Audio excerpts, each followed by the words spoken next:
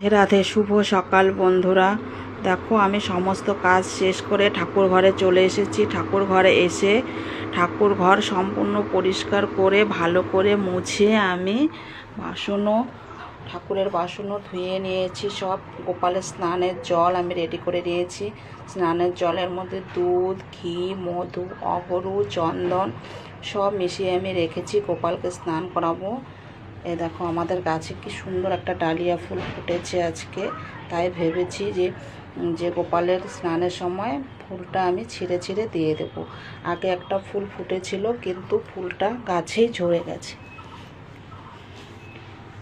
এখন আমি গোপালকে স্নান করাবো।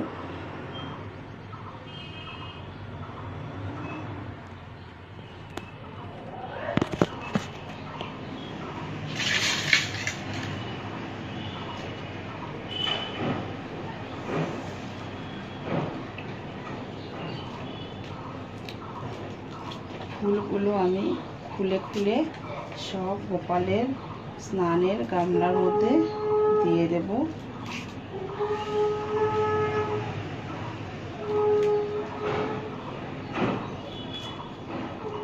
মাঝখানে আমি গোপালকে বসিয়ে দেব।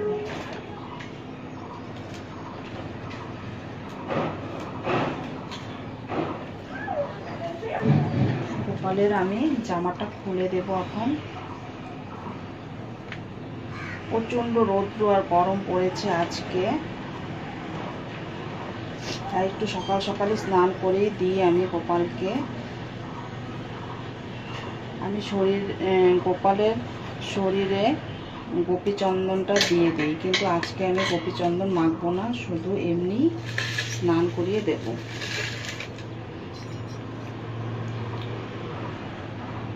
হরে কৃষ্ণ কৃষ্ণ কৃষ্ণ হরে হরে, হরে রাম রাম রাম হরে হরে। প্রথমে আমি দুধ দিয়ে চান করিয়ে দিলাম। এখন আমি একটু পরিষ্কার জল দিয়ে গোপালকে স্নান করিয়ে নেব। হরে কৃষ্ণ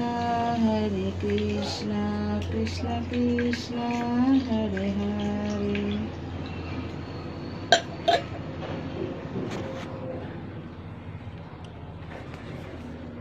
দেখো কত সুন্দর লাগছে দেখতে না গোপালকে। প্রথমে আমি দুধ দিয়ে চান করিয়ে নিলাম, তারপরে আমি পরিষ্কার জল দিয়ে গোপালকে স্নান করিয়ে নিয়েছি।